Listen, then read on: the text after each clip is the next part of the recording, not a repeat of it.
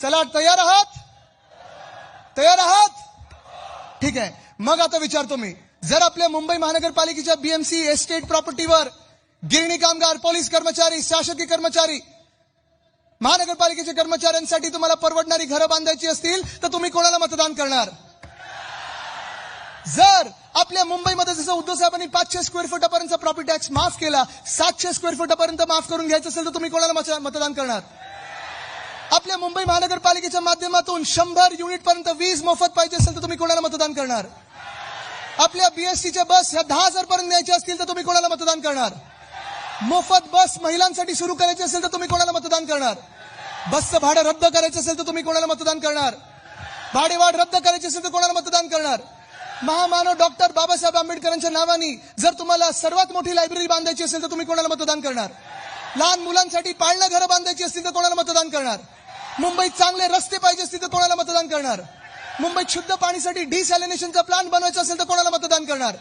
मोकळी मैदानं जर मोकळीच ठेवायची असतील आणि बिल्डरांच्या घशात नसतील टाकायची तर कोणाला मतदान करणार? जर आज आपल्याला ह्या मुंबईमध्ये चांगलं कॅन्सरचं हॉस्पिटल बांधायचं असेल तर तुम्ही कोणाला मतदान करणार? जे हॉस्पिटल भाजपला प्रायव्हेटाईज करायचे आहेत ते प्रायव्हेटाईज करून येतं 5 अजून मेडिकल कॉलेजेस बनवायचे असतील तर तुम्ही कोणाला मतदान करणार? महानगरपालिकेमध्ये जसे आपल्या 10वी पर्यंत शाळा आहेत, 12वी पर्यंत ज्युनियर कॉलेज करून घ्यायचं असेल तर तुम्ही कोणाला मतदान करणार? घरकाम करणाऱ्या महिलांसाठी नोंदणीकृत करून 1,500 रुपये सन्मान निधी म्हणून आपल्याला द्यायचं असेल तर तुम्ही कोणाला मतदान करणार? कोळी महिन्याला सन्मान निधी द्यायचा असेल तर तुम्ही कोणाला मतदान करणार? ही मुंबई जर वाचवायची असेल तर तुम्ही कोणाला मतदान करणार? तुमची ओळख जर जातपात धर्मपंथ न पाहता जर मुंबईकर असेल तर तुम्ही कोणाला मतदान करणार? जर तुम्हाला राजसाहेबांना मतदान करायचं असेल तर तुम्ही कोणाला मतदान करणार? जर तुम्हाला उद्धव बाळासाहेब ठाकरेंना मतदान करायचं असेल तर तुम्ही कोणाला मतदान करणार? जर तुम्हाला आपल्या मुंबईला जिंकवायचं असेल आणि दिल्ली समोर ताठ मानेने उभे करायचं असेल तुम्ही कोणाला मतदान करणार? वंदनीय हिंदू सम्राट बाळासाहेब ठाकरेंना मतदान करायचं असेल तर तुम्ही कोणाला मतदान करणार?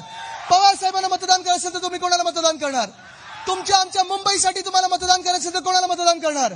आपल्या भविष्यासाठी मतदान करायचं असेल तर तुम्ही कोणाला मतदान करणार? आपल्या भवितव्यासाठी करायचं असेल मतदान तर कोणाला मतदान करणार? आपला वचननामा वचनपूर्ती करून घ्यायची असेल तर तुम्ही कोणाला मतदान करणार? मशाल, इंजिन आणि तुतारी हेच सगळीकडे वातावरण असलं पाहिजे. जिंकायला तयार आहात?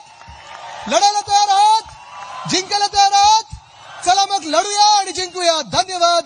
जय हिंद, जय महाराष्ट्र, वंदे मातरम.